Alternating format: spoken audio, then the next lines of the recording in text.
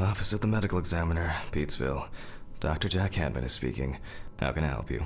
Good evening, this is Kate Brooks. I'm not sure if you remember me.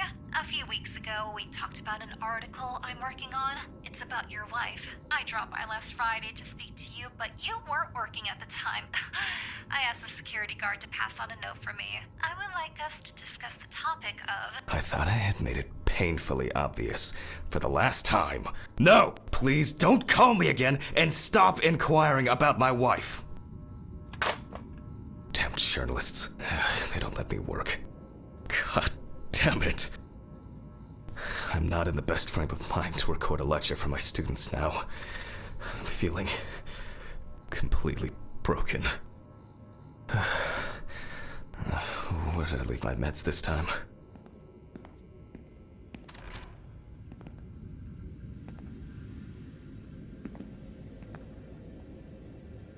Okay, time to pull myself together. And get back to work. I need to set up the camera first.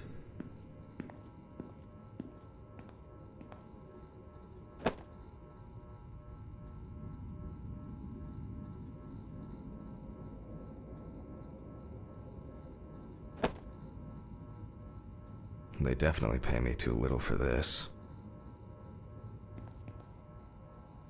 Stephen didn't clean up after himself again. He won't be needed for the next few months. Awful. It would be good to finally repair the coffee machine. Wednesday. It's not my favorite day, although it's certainly better than Monday. I guess it was in another life.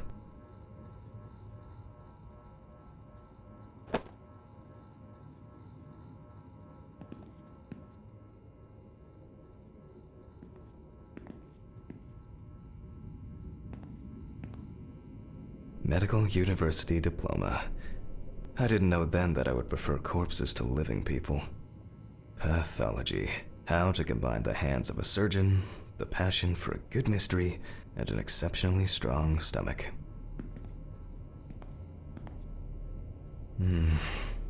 Another kidnapping this month.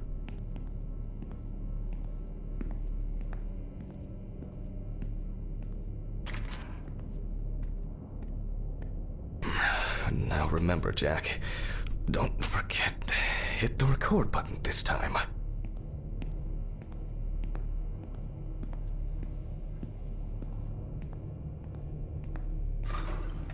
Hopefully the new tripod is going to hold up.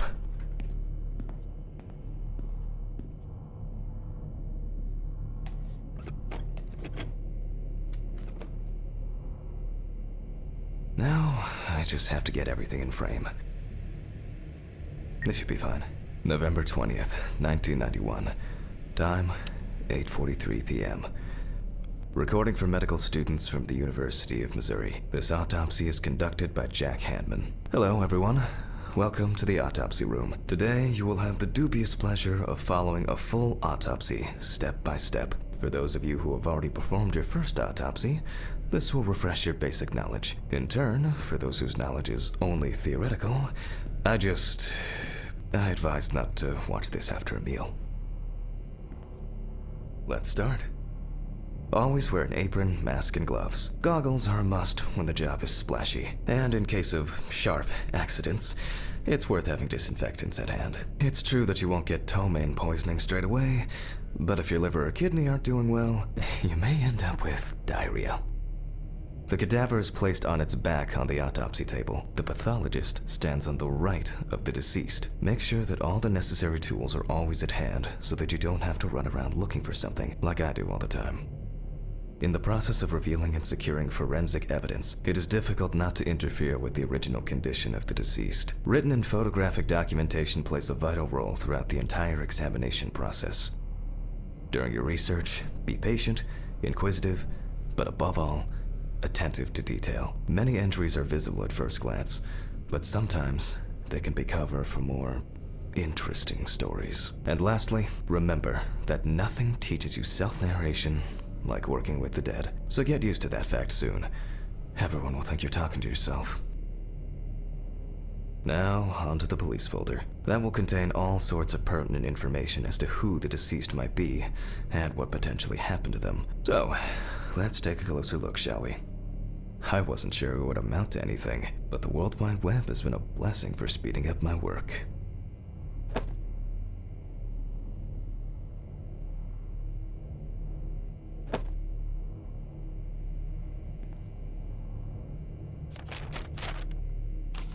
The deceased's name is Tobias Chambers, locally known as Old Toby. Homeless and unemployed for at least a couple of years.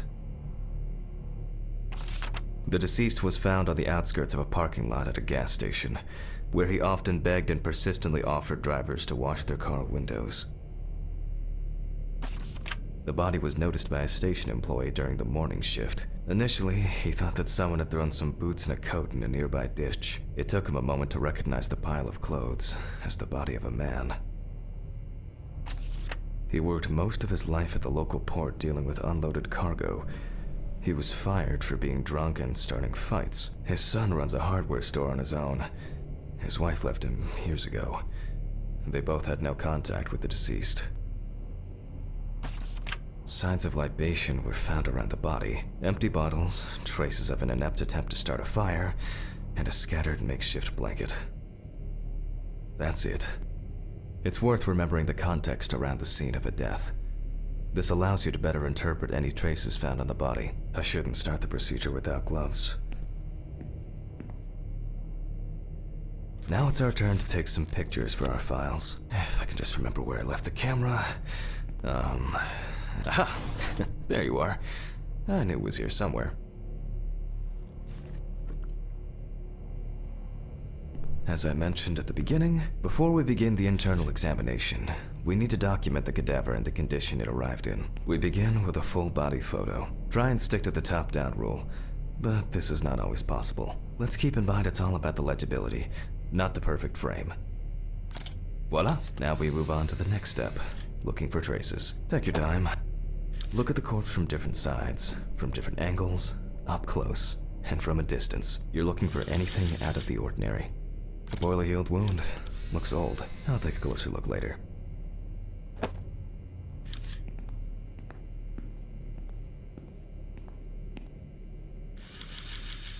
Some wounds in the feet and signs of frostbite, probably because the subject's shoes were too small.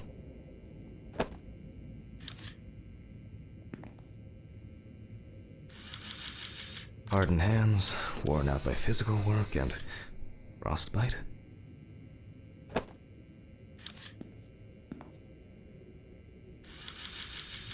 That's something interesting.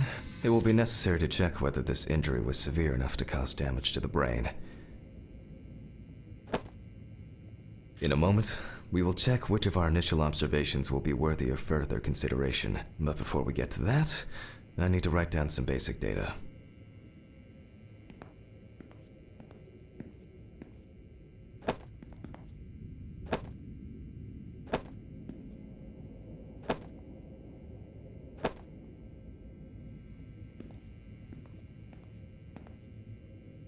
Personal information. The deceased was unclothed. Date. Okay, as you can see, I note everything down on previously prepared forms. Every pathologist must keep a detailed record of every step of the autopsy. This not only allows you to track the procedure, but also collates the results together, upon which you may back up your conclusions. So, enough of the boring prep. Let's begin by taking a closer look at the spots I photographed earlier. For this, you're going to need a magnifying glass. Which spot first? I can confirm the presence of ecchymosis on the deceased man's head. The appearance indicates the intravital nature of the wound. Add alcohol, which I can clearly smell, and this was an accident just waiting to happen.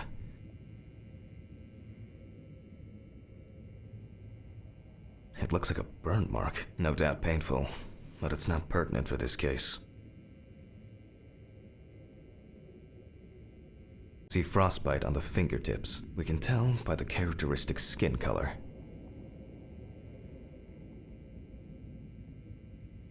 Definitely a painful mix of frostbite, abrasions, and blisters. Old Toby had been wearing shoes too small for him for a very long time.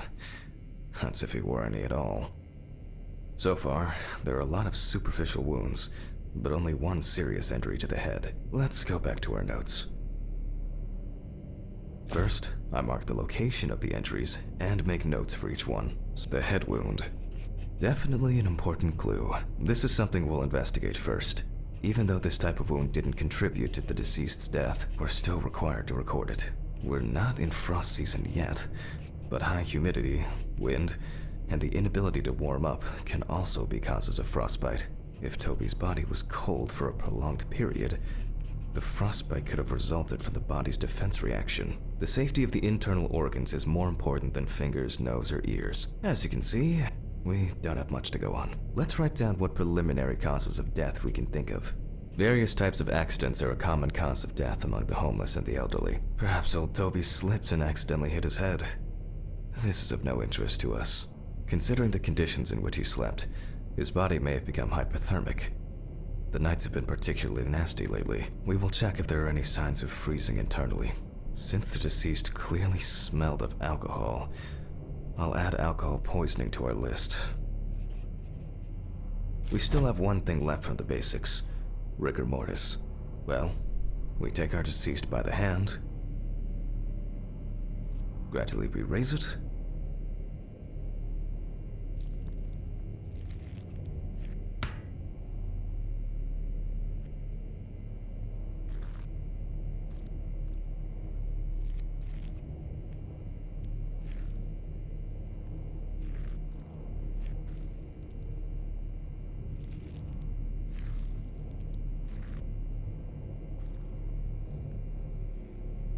now let it go.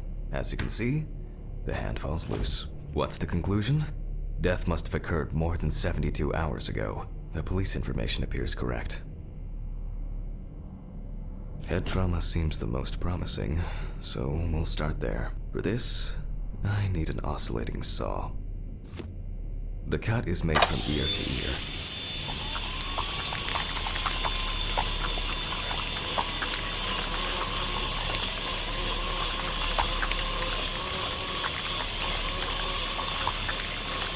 After which, we remove the skin and the top of the skull.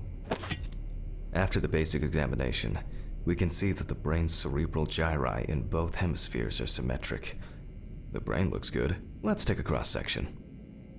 Some pathologists prefer to examine organs without removing them. However, for me, it's much more convenient to examine them on a board, which we'll do now.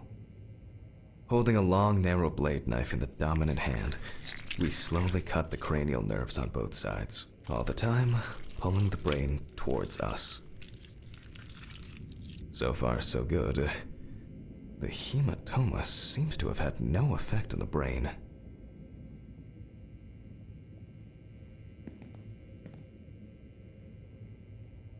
We can rule the fatal accident out as well. Brain is in good condition, so we have no choice but to proceed to the internal examination of the other organs. I grab a scalpel from my kit. The incision should be in the shape of a letter Y. We use a deep cut to reach all the way to the ribs and to penetrate the abdominal wall.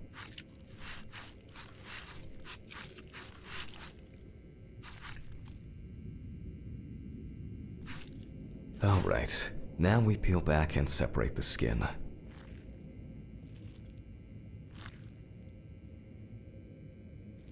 Now, we need to remove the ribs. We'll need the loppers for this. Quite a satisfying crunch, for some anyway. After removing the cartilage tissue, we instantly notice two things. Firstly, there is no congestion of the internal organs. This means that although the deceased was hypothermic, it didn't kill him. Secondly, the deceased smoked like a chimney. So, we should take a closer look at those lungs. We can see widespread black and tarry deposits caused by smoking cigarettes.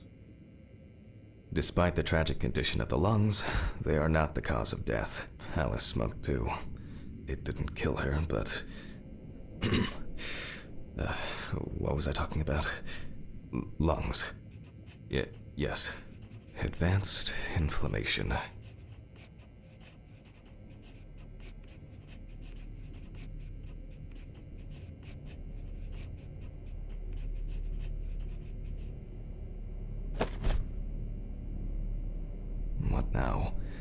the syringe. Now's a good time to collect some samples, specifically 3. From the eye, the heart, and the bladder. Vitreous humor analysis is very useful in indicating long-term alcohol abuse. 5 milliliters from the left ventricle should do it. Now from the bladder, we draw about 10 milliliters of fluid. Now we take our samples to the centrifuge, but before I do that, I need to find my notebook. My dyscalculia means that I always double-check the settings. Please excuse me while I run and fetch it.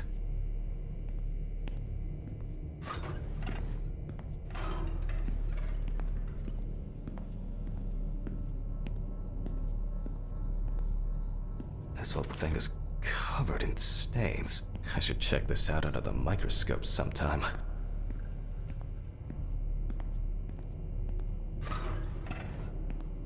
Let's get back to the examination. We put all of the samples into the rotor.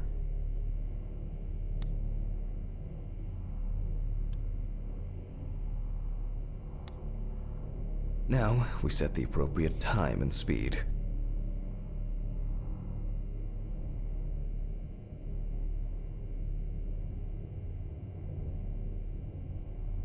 Okay, let's roll. My old but trusted centrifuge. Ideal for all the fluid tests I need to perform during an autopsy. Oh shit, the fuses again.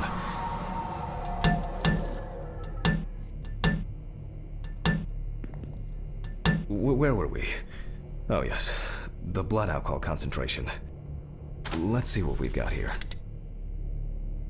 Everything's separated as it should. Our lab is closed until tomorrow after the last, incident. However, considering that Toby's favorite eau de parfum appears to be ethanol, I'm guessing the results won't surprise me at all. Let's go further. We will now focus on the cardiovascular system, specifically the heart. We remove the organ and examine it closely. We look for dark hypoxic areas, clots, or other elements that stand out as abnormal. At first glance, the heart looks fine. The pulmonary trunk and aorta seem to be in good condition. There are no pathological changes that would have contributed to Toby's death. Now let's take a closer look at the stomach. Size is normal, healthy, pink color, and as expected, the stomach has no major external damage. We must now cut it open and inspect inside. We will do it carefully so that its contents do not spill out. We open the stomach along the greater curvature, from the heart to the pyloric end. Oh, I already feel like there's something left inside.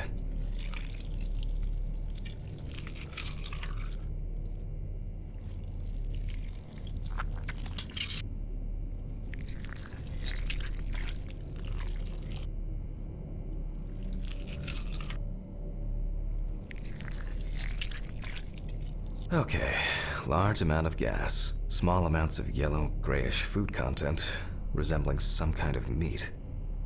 Either our deceased hadn't eaten in days, or the bulk of his stomach had already found a way out. Looks like I'll have to find the missing contents. There are 2 ways here. One is obvious, and the other is... It couldn't have been suffocation, could it? I'll add this to the list and move on to the deceased's neck. At first glance, the trachea looks normal. Same result as with the stomach. The external inspection doesn't tell us anything. This time we'll cut on a tray. While cutting such a small organ as the trachea, we must make a precise incision. To be able to cut with the very tip of the blade, we must hold the scalpel as we would a pen.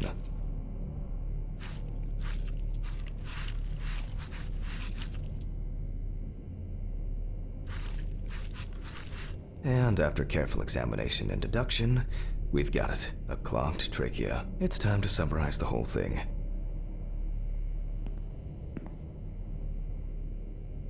Based on the report and preliminary documentation, it's safe to assume that the deceased passed out after consumption of alcohol and then fell asleep on his back.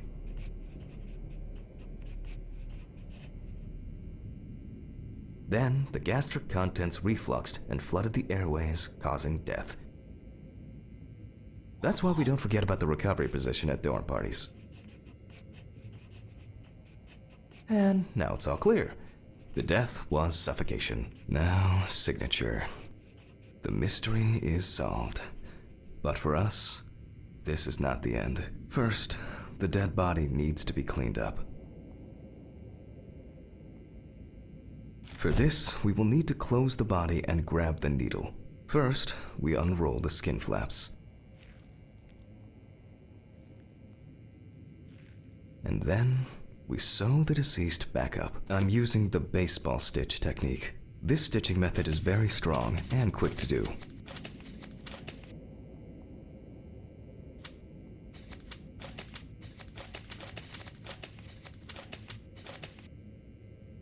Beautiful. Now we say goodbye to the deceased and put them safely in the fridge, ready for the next stage of their journey.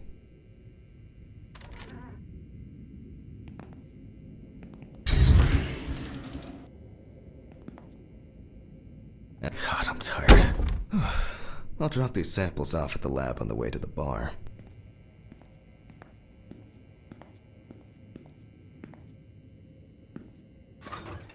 I'll call Steven. I don't feel like drinking alone today.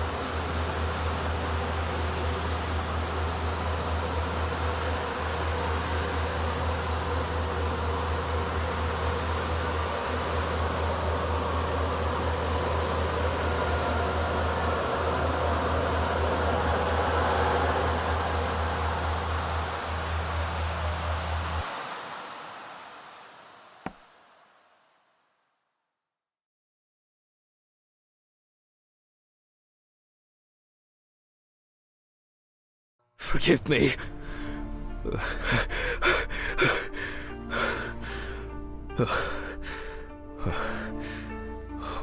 What?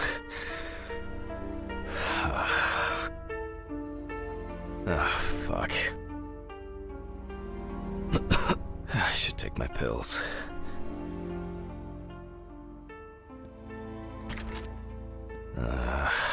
So much light everywhere.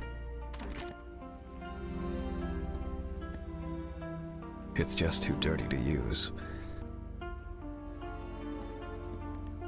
It's a shame these won't help with my hangover. The fucking phone.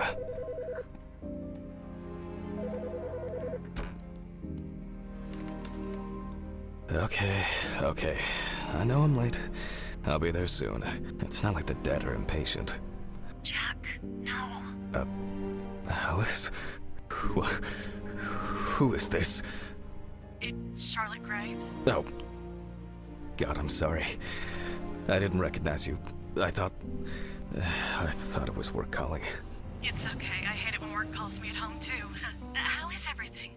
We haven't talked since... you know.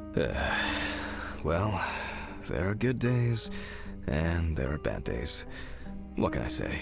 At least I can hide away at work. Well, you always were the most comfortable in the dissecting room. Listen, I have an unusual request. Okay, how can I help? It's nothing serious. I just wanted to ask, do you have any pictures of Alice? Maybe one where the two of us are together? I'd love to have something to remind me of her. I guess. I'm not sure. I'll look through her things. Thank you. I'm sorry to trouble you with this. All this can't be easy for you. I'll get through it somehow. I've been meaning to sort through her stuff for a while. Have you asked Stephen if he has anything? Yes, I spoke with him this morning. He said he gave everything to their mother and that I should ask you. I see. Jack, I know you're trying, that you cope somehow. Stephen's there for you, although, well, we all know how he can be.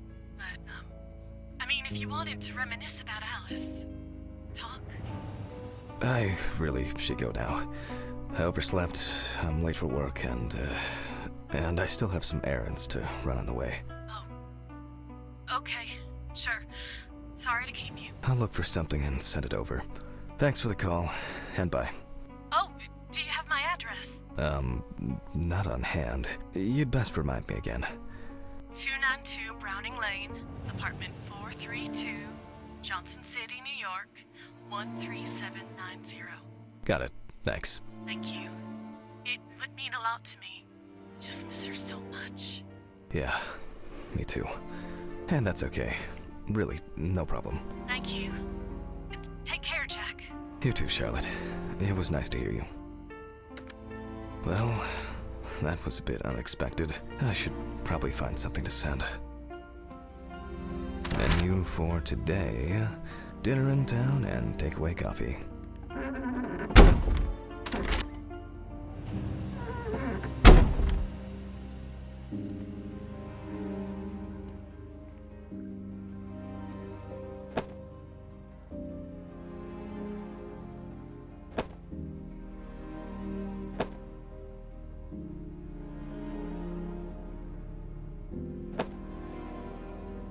I still feel uneasy.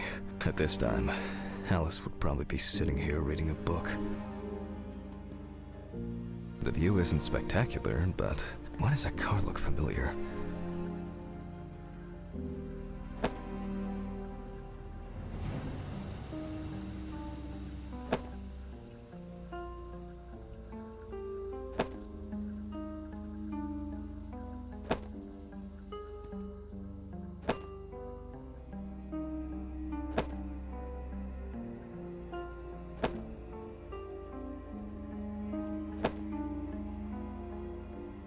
They certainly have more will to live than I do.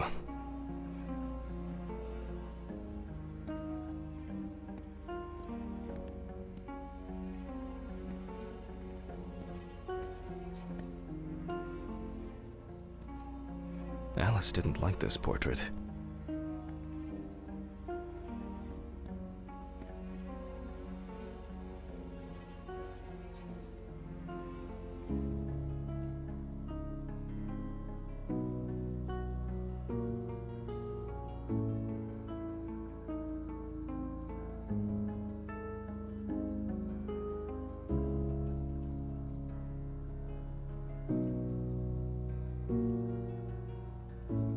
It's been almost a year.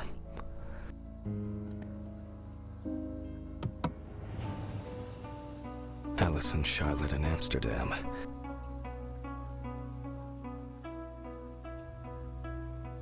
It would be better if Charlotte had this. It deserves to be on display and not hidden in a drawer. These were from Thanksgiving. Stephen invited me. I was going to give them to his mother, but then I met Alice. That was the first time I saw her.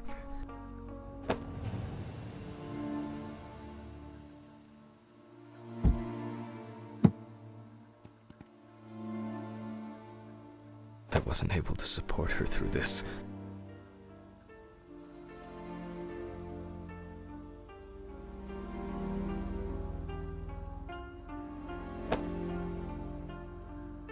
Till death do us part.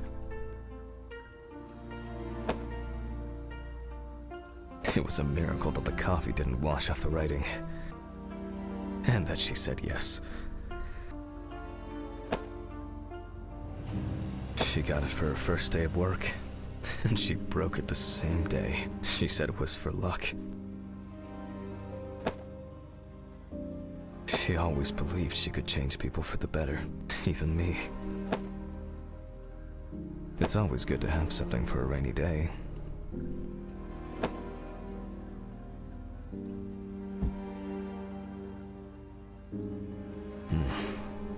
need to get this laundry done.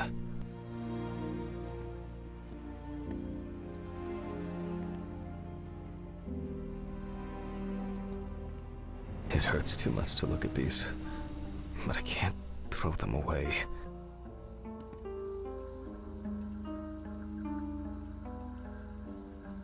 Okay, time to go to work. I'm seriously late.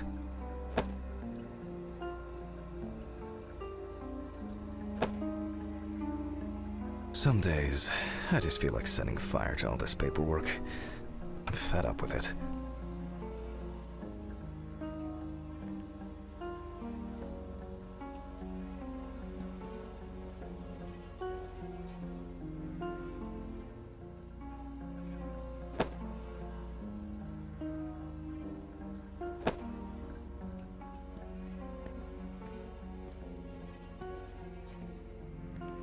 I don't think it's going to rain.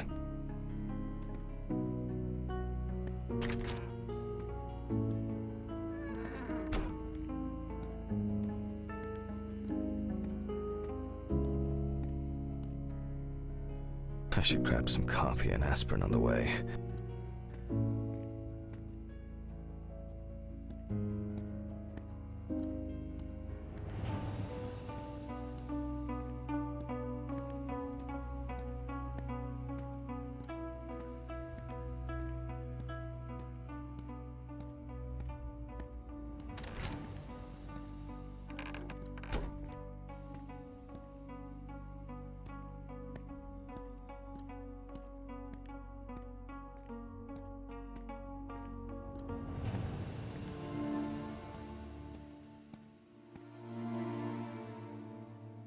I hope this helps, Charlotte.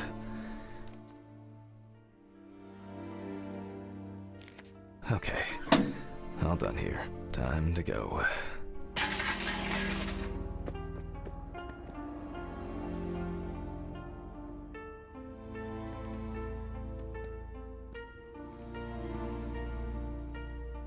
Damn, I forgot my jacket. Ah, well, I'll brave it for tonight. Too bad.